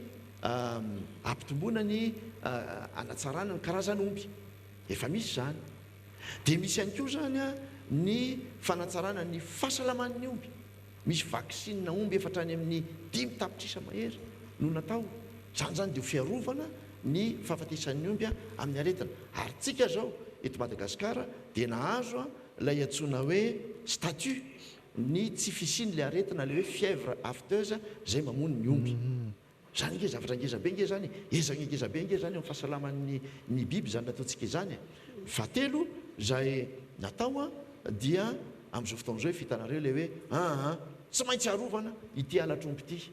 manahirana io noho izany dia tokony asiana fanaraha-maso mihitsy ny omby tsiraray avy ka ampidirana le atsoina amin'ny teny frantsay moa izy le hoe puce électronique io le zavatra kely atsofoka any amin'ny hoditry ny omby any na ny anatin'ny omby any dia azahoana manaraka ny omby naiza le an'iny misy mamono iny any misy mangalatra iny any misy mangalatra ny tuléar iny ka toga eto Antananarivo azo atao ny mijirika an'izany amin'izay fotoana izay efa ao anatin'ny fanandramantsika amin'izao fotoan'izao nikendrentsika zany dia hoe hiazakazaktsika manomboka amin'ity taona ity sy amin'ny taona ho avy amin'ny zaravarana fanovana fomba fiasa fanovana toetsaina zany zavatra izany fa ny tiako tenenina zany dia ny hoe tsy ny omby any nefa no anaovantsika ezaka eo amin'ny lafiny fiompiana fa raha hijery lafiny anankiray tsika zao dia ny resaka ondry amanosy io dia tena tokony hitondra arena be satria be dia be ny tsena iraisam-pirenena mahakasika ny ondry amanosy. Ny ondry amanosy ny mahatsara azy dia zao moramora kokoa ny mamokatra azy vetivety koa ny mamokatra azy ary dia mifaritra rehetra eto Madagasikara zany dia azo iompiana azy ihany koa rehefa natao ny fanadihadiana dia amin'izao fotoana izao zany dia efa misy faritra anankiroa ngezabe ny any amin'ny atsimo iny zay fatantsika fa rehefa mijerytsika ny faritra atsimo rehetrarehetra le ohatra mahimaitany betsaka lay tsilotsilo reny any betsaka an'ireny ondry amanosy reny dia any amin'ny faritra avaratra koa misy ivitoerana zay natao mihitsy zay ampitomboana ny karazan'ireny ondry amanosy reny zany hoe anaparitaka ny fanatsarana reny fiompiana sy ny karazana ondry amanosy reny tsika zany mba ho tena iveloman'ilay tantsaha zay mpamboly sy mpiompy zay mivelona amin'ny fambolena sy mivelona amin'ny fiompiana fandray manko izy ireo zay no azo adiny hoe amin'izao fotoan'izao zany efa entanina mipiompy amboly vilona zany zao niezaka natao amin'le hoe plante fourragère moa ny ilazantsika azy tamin'ny heritaona efa nanomboka ny zavatra zany ezanaparitaka le hoe lasa mamboly vilona fa tsy hoe andehandeha dia zay mahatonga le doro tanety doroana ny tanety satria miakatra rehefa avy eo lay bozaka maitsomaitso na vilona maitsomaitso hoan'le omby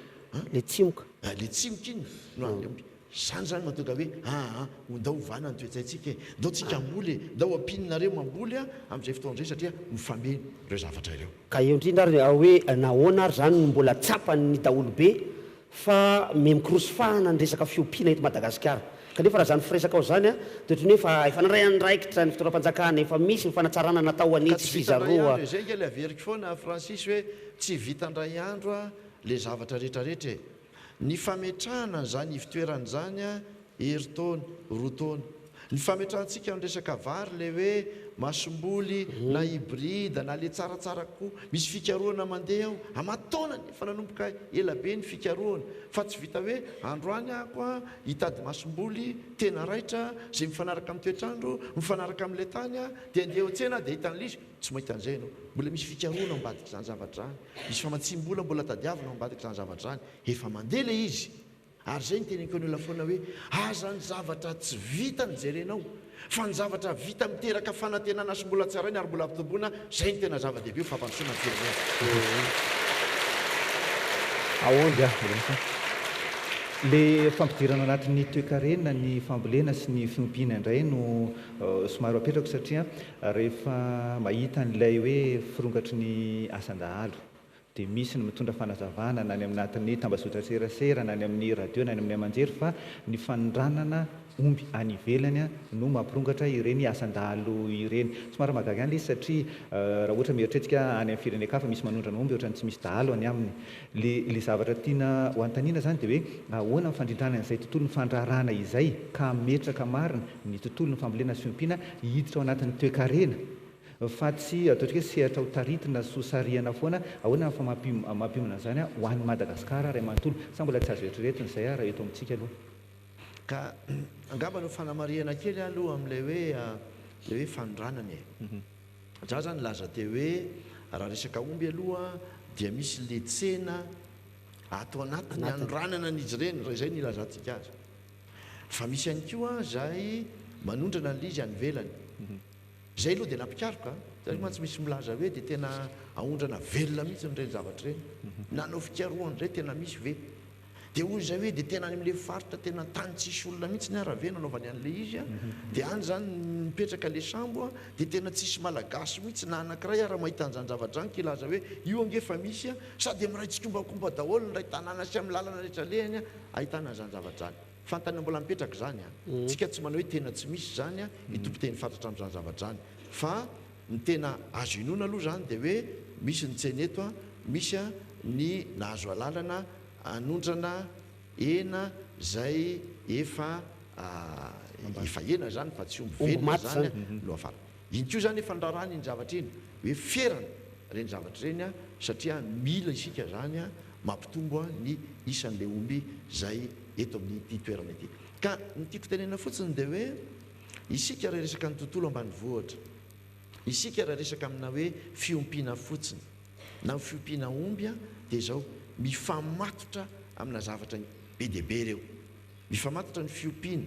sy ny fambolena mifamatotra ny fiompiana sy ny fandriam-pahalemana ny asan-dalo zany no fahavalo voalohany ny fiompiana sy ny fambolena zany zavatra zany ka eo zany tsika no mila mametraka zay politika zay efa nametraka amin'ny ady amin'ny resaka dahalo ngamba hidirantsika tsy haiko na efa tonga diditra amin'izay moa na rehefa aveo vohiditra amin'izany fa ny tiako tenenina fotsiny dia hoe reo politika apetraka ireo zany tsy afaka mijery fotsiny ny filoham-pirenena hoe tia probleman'ny fambolena dia mijanona eo fotsiny a tia probleman'ny fiompiana dia mijanona eo fotsiny a fa mifamatotra amin'ny zavatra hafa raha resaka fotsiny azy zao amin'le hoe resaka fambolena teo fa zay moa nohatra ny tsy voajerytsika teo dia zao mifamatotra ngereo na amin'ny resaka lalana azy misy any amin'ny toerana amin'izao fotoana zao eto amin'ity firenentsika ity zay misy vokabary a lo fotsiny any le izy satria nahoana tsisy lalana moahana an'le izy zany zany mbola anisan'ny olana zay mipetraka koa hoe tsy maintsy jerena ny resaka lalana tsy maintsy jerena ny resaka herinaratra any amin'ny toerana zay mamoaka bary me mitombo amin'izao fotoana zao dia mipetraka ny olana hoe ahoana moa ny totoana an'le vary tsy vita tsony amin'le fanoto le izy fa tsy maintsy mametraka ny fitotoam-bary azo lazaina hoe lehibe amin'izao fotoana izao raha mandehantsika zao any amin'ny faritra Ambaikely nresahana teo iny a dia efa betsaka zany a reo toeran'ireo dia mila herinaratra dia efa tonga any ny jirama zany a mitondra herinaratra zany hoe mifandray zavatra rehetrarehetra ary zany no anisan'ny antony anamboarana ny lalam-pirenena fahasivy RN9 miainga avy aty Toliara miakatra any amin'iny lalana makany Bamangoko iny satria zao raha misy arany vokatra ahoana ny andranana azy raha ratsy ny lalana dia mety hovidin'ny olona mora fotsiny liza mety olohany fotsiny le vokatra ary zay no ataoko amintsika hoe rehefa hijery ny politika mpampandrosoana dia tsy maintsy mijery an'izay a ao anatin'ilay antsony teny frantsay hoe cohérence isika zay a vao mandroso ny zavatra rehetrarehetra araka izany zavatra lazainao zany Andriamatoa Filoha le izy mifandray tokoa daholo zany rehetrarehetra zany misy ny olona efa miandrika endrotoana fotsiny zao ny resaka angovo resasika zao le resaka momba le délestage mbola tsy anytsika io mbola tsy resaka momba an'izany tsika mbola araka ny efa voalaza tany voalohany tany a resaka fambolena fiompiana resaka momba ny fananantany ary indrindrindrindra hiditra ao anatin'ny resaka fandriam-pahalemanatsika io mbola resantsika ny loha hevitra hafa amin'ny fotoana manaraka ao amin'ny fandriam-pahalemana efa voatsidika teo ny resaka dahalo tsy dahalo ihany ny fandriam-pahalemana io fa misy ny fandriam-pahalemana an-tanan-dehibe ihany koa fa atombontsika ry amin'ny dahalo aloha le izy voalohany indrindra ny dahalo zay mampiteny mona mihitsy amin'izao fotoana zao satria amin'ny ankapobeny mahatsapa ny olona fa tato anatin'izao 2-3 taona efa taona farany zao no tena ny roborobo fatratra ny asan-dahalo teninao tompoko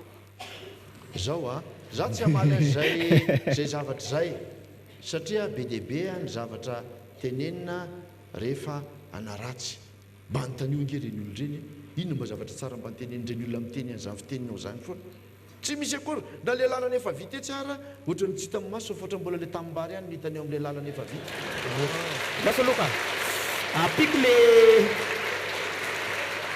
nefa rehefa vita andrasaka efa rehefa vita le lalana Francis izy ny voalohany miazakazaka mandeha amin'le lalana satria misitraka an'le lalana koa izy marina zany ampiko le fanazavana teo ary zany ohatra somary karazana esoeso teny any le fomba fiteny an'izy mantsy na izany naty zany azy satria avoavy any amin'ny faritra melaky ny tenako io voatsely zay mbola tsisy ray volana akoriny ny zavatra tsapa tany ny lamina tany raha tsy resaka fa tsy ny faritra mainty rano somanodidina distrikany mainty rano ny lamina tany tamin'ny 5 taona lasa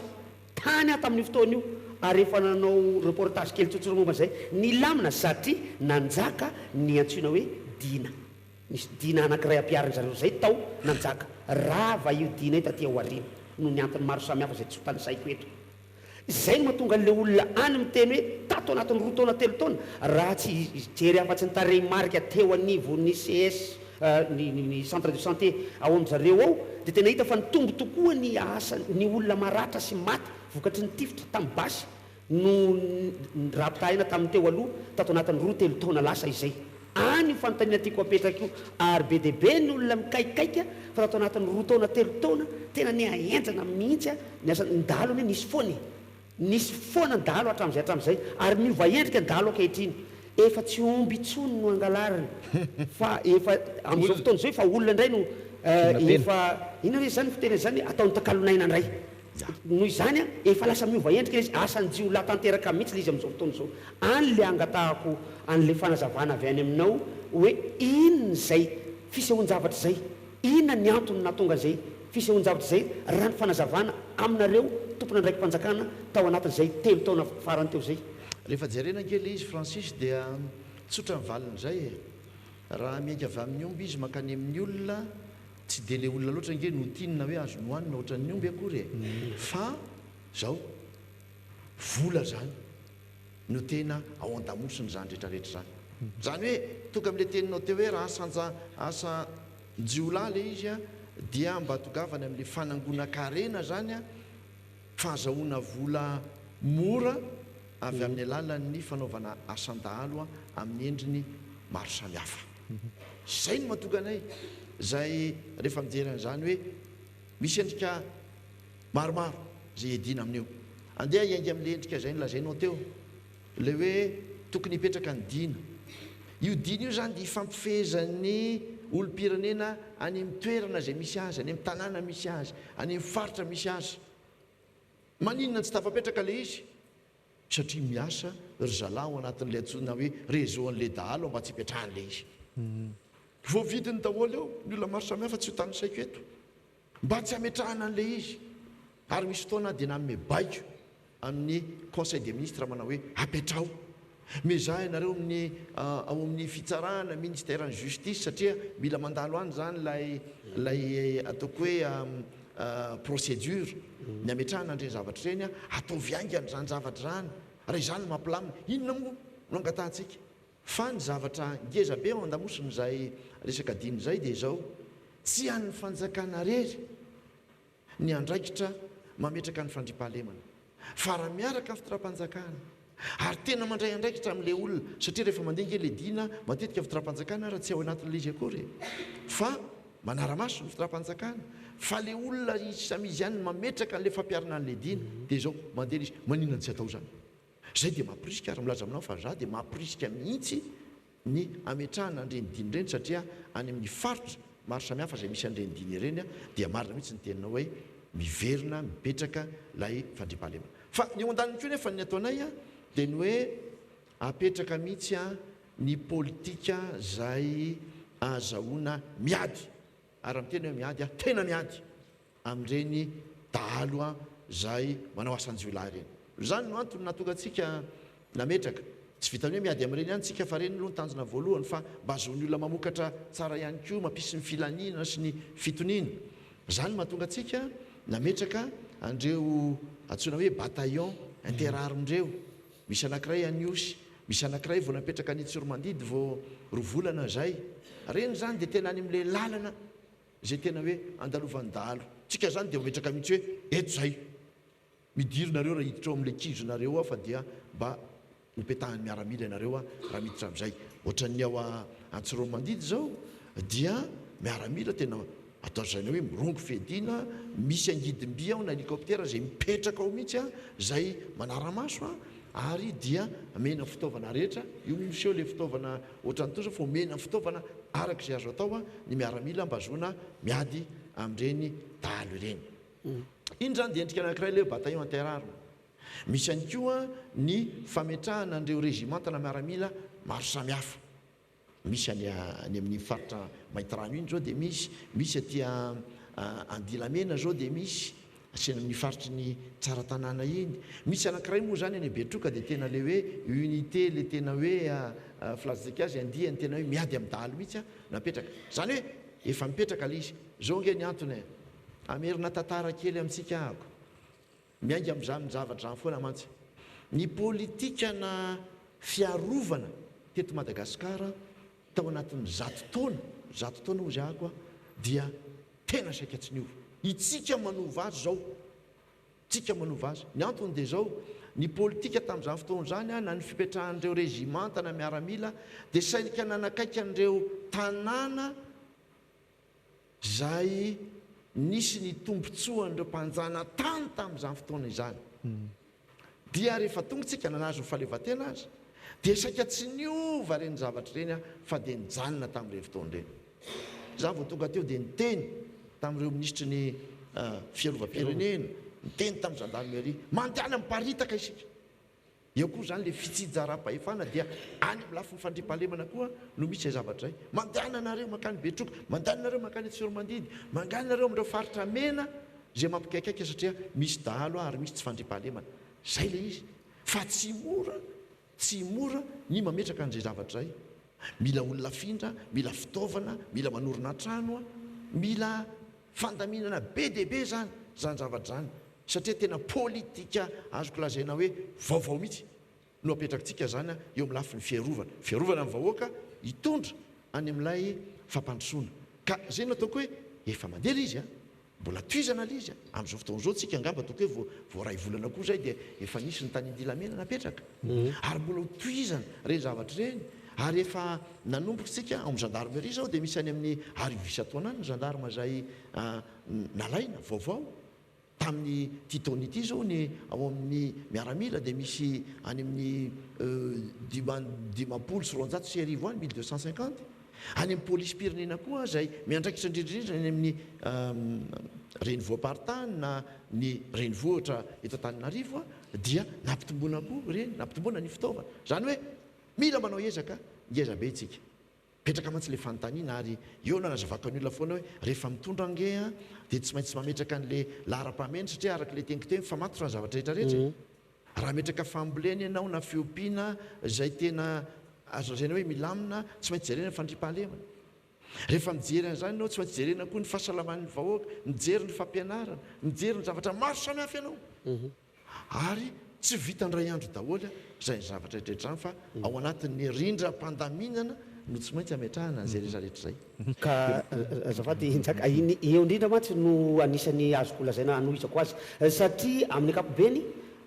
zay ny fahafantarantsika azy mihitsy koa ao nivon'le hoe repoblika ny filohampirenena no filoha faratapon'ny miaramila natafika zany na zandary zany na ny polisy ihany koa izy ary izy ihany koa tokony manara-maso sy mibaiko an'izany zavatra rehetrarehetra zany ny fantatry ny olona ny ambanivohitra tompoko tena tsy fantako ianao na mahafantatra fa dia ny miaramila ny zandary no anisany no lohandohan'ny mpisorona ao anatin'ireo dalo ireo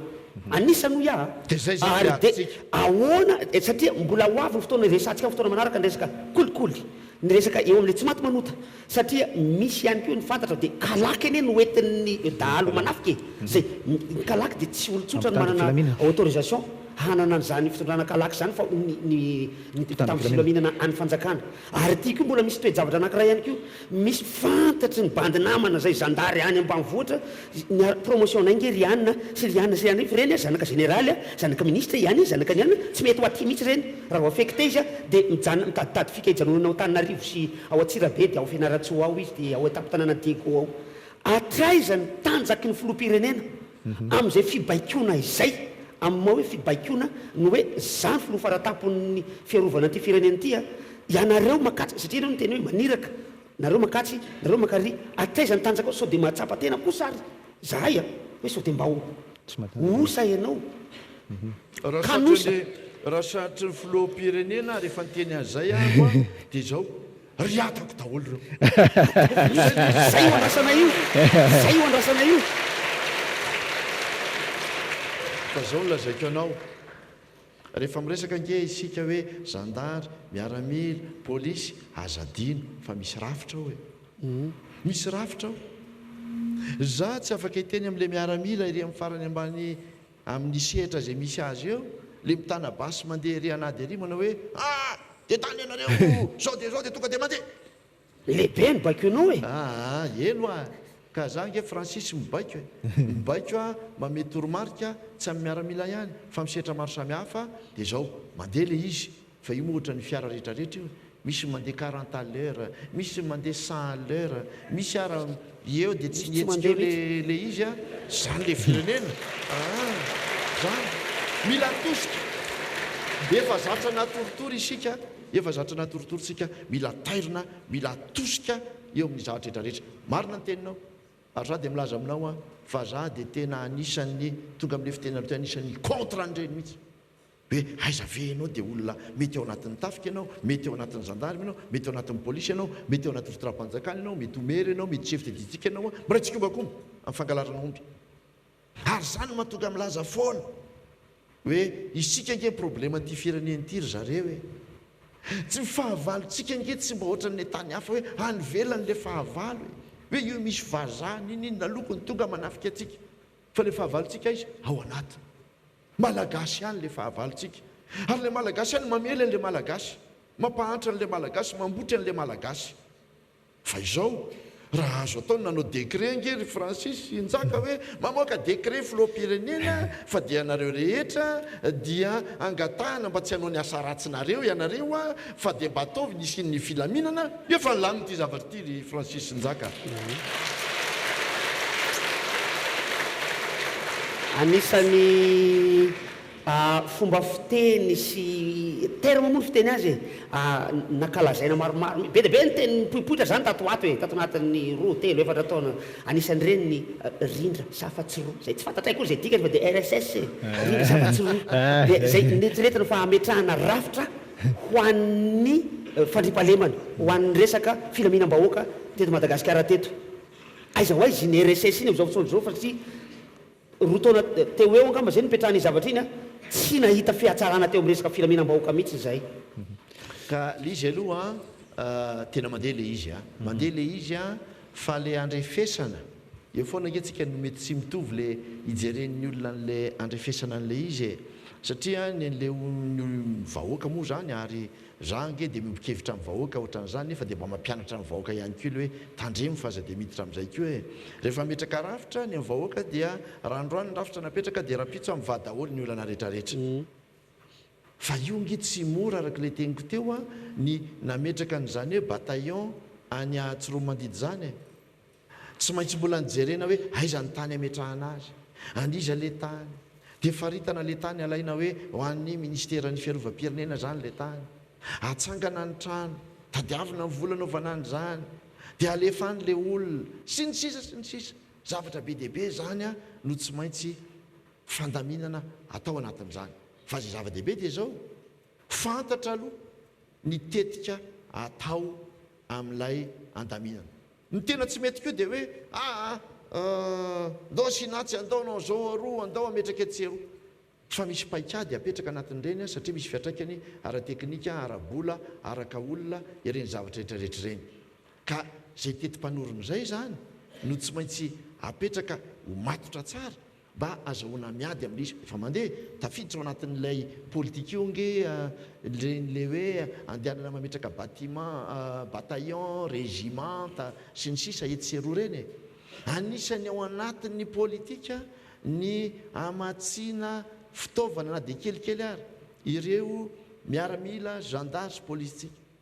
azonareo eritreretina ve hoe nandritry ny amapolo taonany fa zay ndray pasahako milaza hoe tsy tao anatin'ny telo taona efa taona amapolo taonany dia tsy manana basy kory miaramila andehanana mandeha any amin'ireny tany andeha ataoko hoe edina midalo reny raha manana basy izy a dia nareo malala tsara fa ny atsika efa basitra anaina fa ny an'ilay dalondray a no efa moderna be ary reny aragaga ianao hoe avaizana izy satria misy tsy mivoaka avao miaramila na mizandara misy marina la teninao teo hoe misy avy any am'zalany mivarotra mampanofa sy ny sisa fa misy dia tena tsy fantatra mihitsy na avaizana avaiza zany hoe mitsofoka any amin'ny fampidirana samihafa eto amin'ny firenena zany na siarana tsambo angambo zany na siarana mpiaramanidina na any amin'ny sisy tany zay tsy fantatsika any zany mila edina daholo zany rehetra zany ary tafiditra ao anatin'le politika zay napetraka fa ny tena ngezabe zany le tiako tenenina dia ozy hoe ao ny fitoram-panjakana ao ny ministera fa ao ihany koa ny vahoaka zay entanina ao anatin'izy zao dia milaza mihitsy hoe taloha misy andreny hoe andro masom-pokon'olona ireny nizanizy nametraka azy ny filoha-pirenena tamin'izao fotoana zany rehefa hita hoe tsara avereno apetrao atsara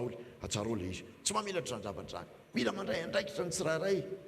fa tsy mifanometsiny fotsiny hoe andraikitryaniny zany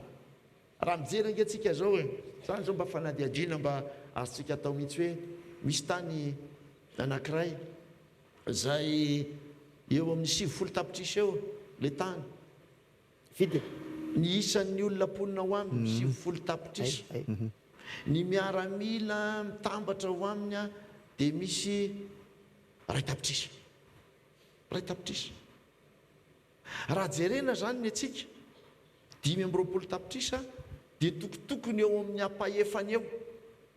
zany hoe ataovy isan'izay a 5 alina sy 2 hetsy ano any na latsaka kely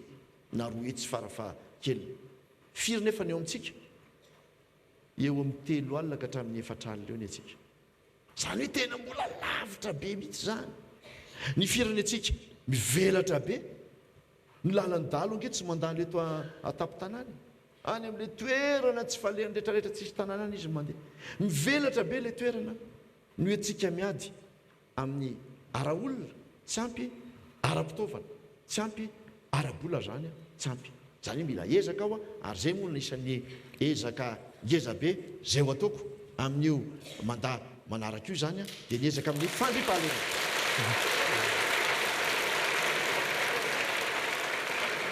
miarany aikytsika teo andriamatofilohany amin'ny hoe fiovan'ny armée gravy le tontolony tsy fandriam-pahalemana so tsika nilaza nisy fangalaran'omby fa zao efa misy kidnapina ao anatiny tsy tokony misy olana fototra tokony vahana mihitsy ve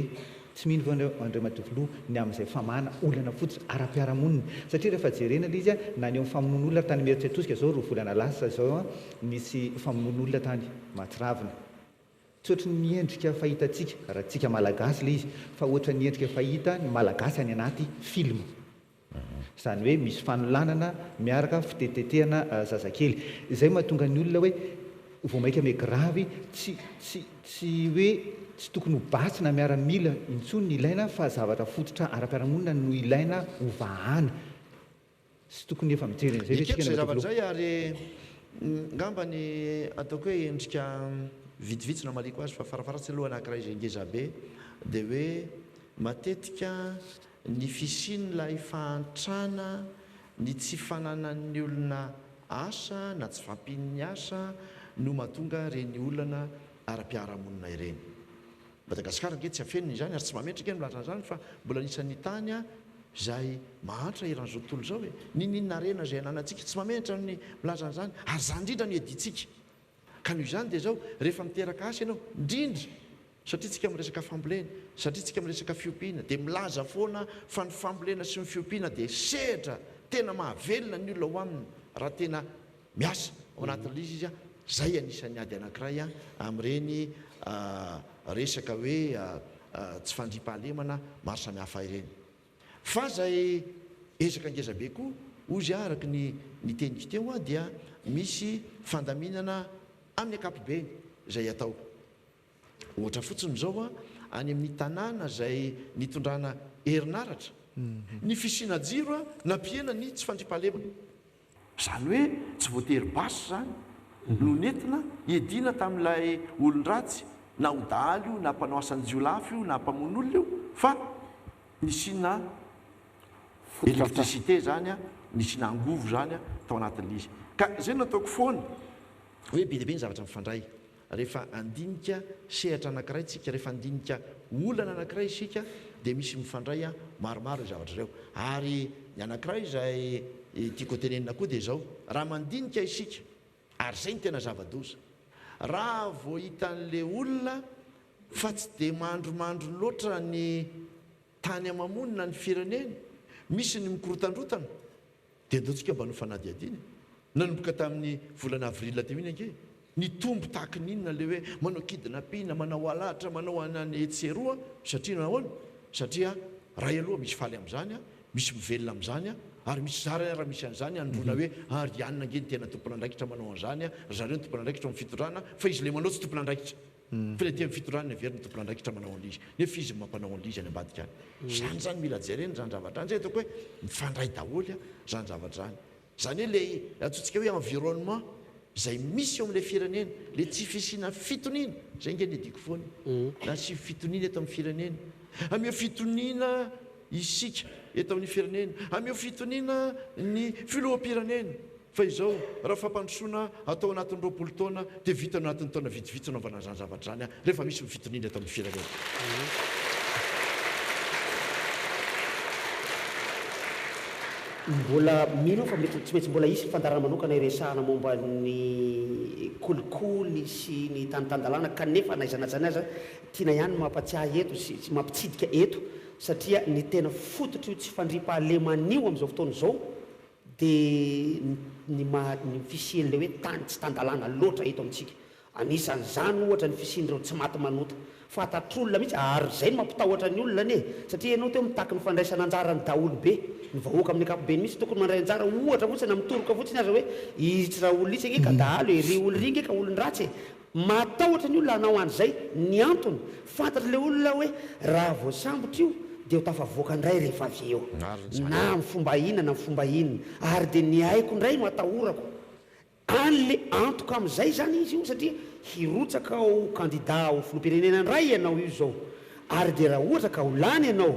dia aiza ho aiza le antoka amin'izay le tany tandalàna zay hahafoana ny asan-jiolahy sy ny asan-dahalo zay iray ihany reo amiko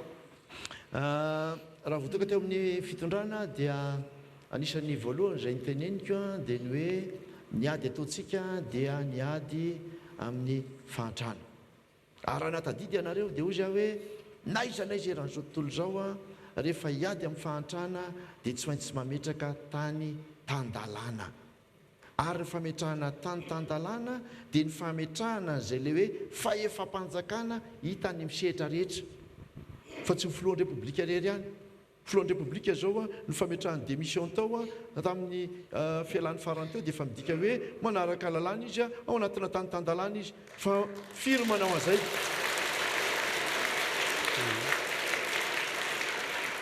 firy manao an'izay ny olona aza tsy eo izy teo eo mazonareo ary zay manahirina eto amin'ity fireneny ity ka ozy hoe io zany a dia zao ary zany nke matoga amin'teny foana Francis njaka hoe mila fisandratany toetsaina mila fiovan'le toetsaina le izy ary mila miaraka mientana ny rehetra ao anatin'izay fiovana toetsaina zay filoham-pirenena mitarika raha dia milaza anareo fa tena mpanetry teny lazako tena mitarika tena miady a tsy matory andro amanalina amin'izany zavatra izany fa izao mila ny rehetra mifanolo-tany efa misy zany a so ianao dia laza hoe dia tena tsy dia efa betsaka zany za dia samylaza amin'izany misy ny tanora misy ny vehivavy misy ny tantsaha misy tena vonina amin'izany zavatra zany na rehefa miasa ao anatin'izany zavatra zany fa izao io a dia misy dingana hita aloha mbola le araka ny tena hoe mifampijerijery eo ahoana dia matetika mavoatsika dia zao mijery leo akaiky mamindra vizy mandroso izy a dia mba mandroso a mijanona izy a dia mijanona kely a ary eo le manahira za milaza hoe raha zay fahantrana anazy ny firenena hatramin'izay a tsy mila mifampijery tsony tsy mila mandeha mamindra miadana intsony a fa izao sady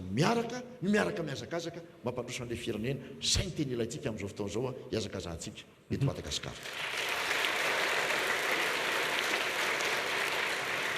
efa manapikantona ny famaranana ny fandarana isika raha vao mare hoe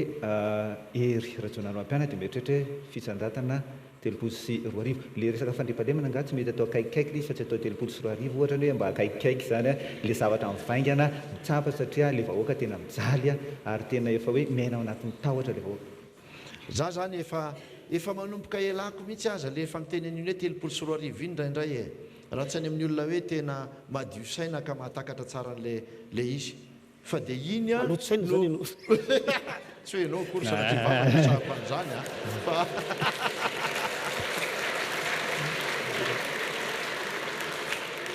satria araka le teninao teo hoe rehefa te hamely le olona dia iny foana mba teneniny hoe mbola miandry amin'ny telopolo sy roa arivo zany dia za efa miteny foana za nge efa nanomboka e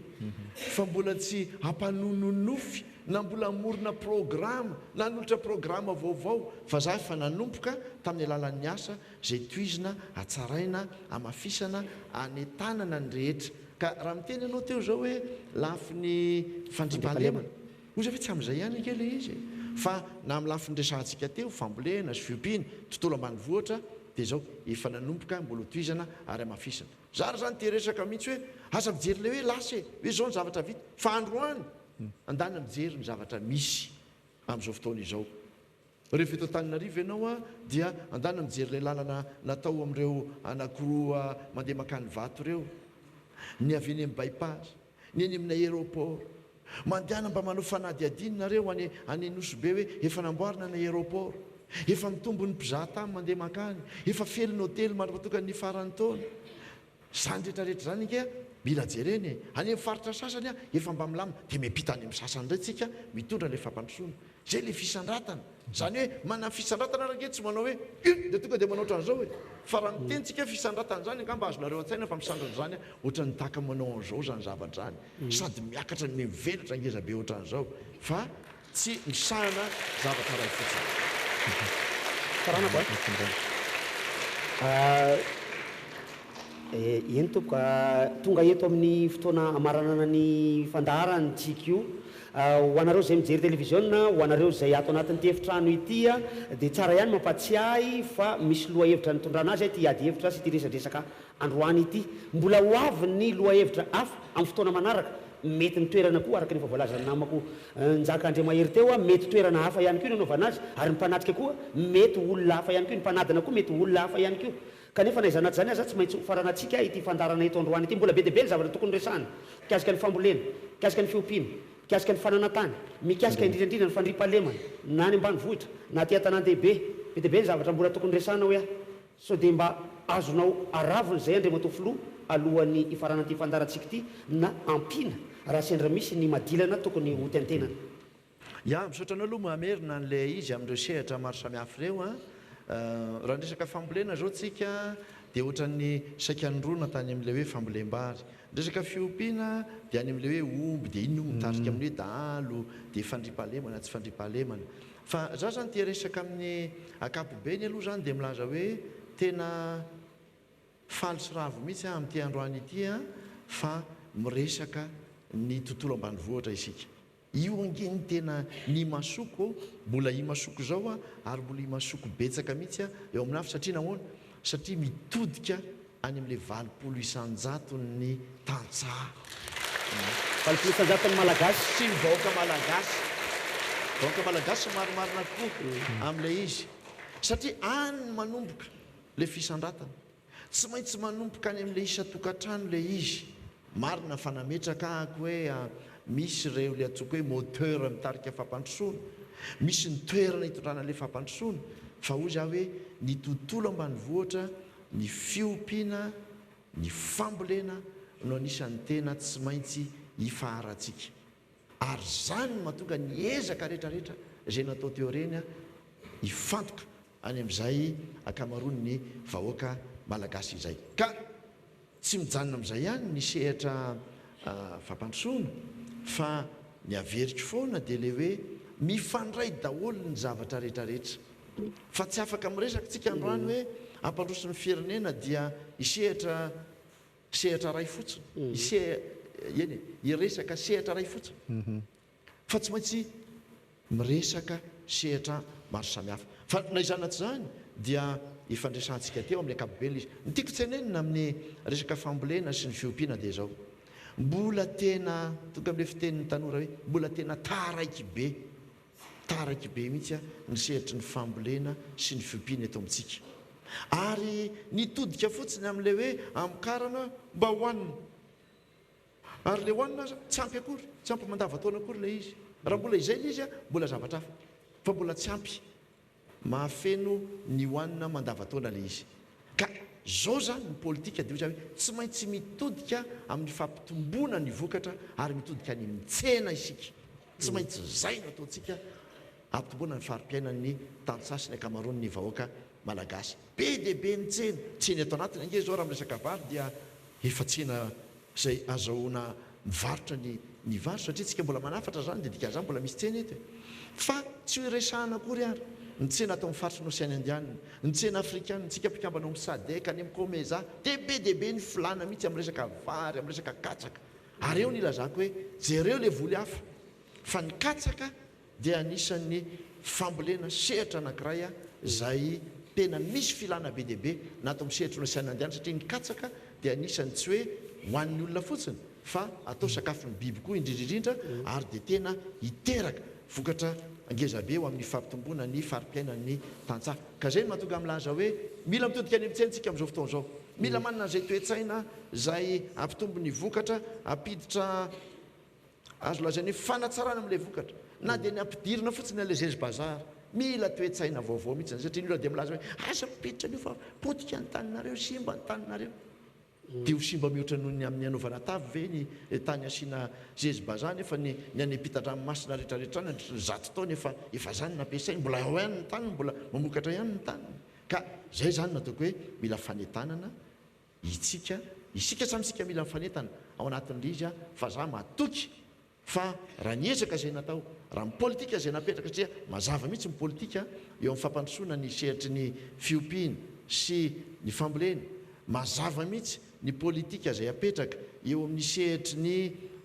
fampanjariana ny fandripahalemana eto amintsika raha ireo rehetrarehetrareo sy ny fananatany arak'izay fanresahana teo a raha rehetrarehetrareo a no mbola toizantsika mbola amafisitsika de hoy za hoe tena milaza ako a fa lay fampina ara-tsakafo nyresahako teo hoe amin'ny roapolo sy roa arivo a tena ho tratratsika ary tena tsy andainga isika ilaza hoe raha miaraka niezaka rehetrarehetra dia tena ho tratratsika zay tanjona izay la de zay fotsiny azy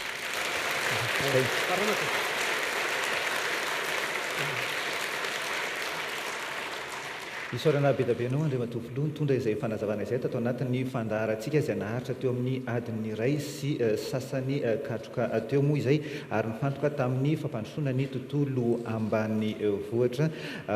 araka nambarany fransy teo mbola itoy ny fandaharana fanomboana ity androany ity na fanokafana raha ny marimarina kokoa izay fandaharana manokana iarahana amin'ny filoha ery radionaro ampianina candidat laharana faharoambe folo ao anatin'ny bilta tokana izay a efa nambara teo ny angovo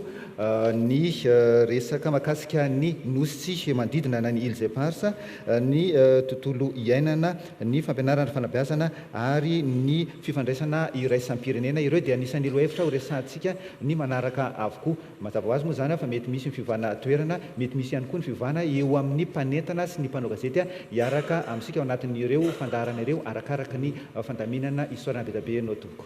saotra taoko de makasitraka indrindra koa ny mpanaraka rehetra izao fandarana izao a indrindra ianareo a zay nanatrika amin'ity androany ity a dia isorana be deabe isika satria fanamby iraisana fampandrosoana firenena ary za matoko hotratratsika fanana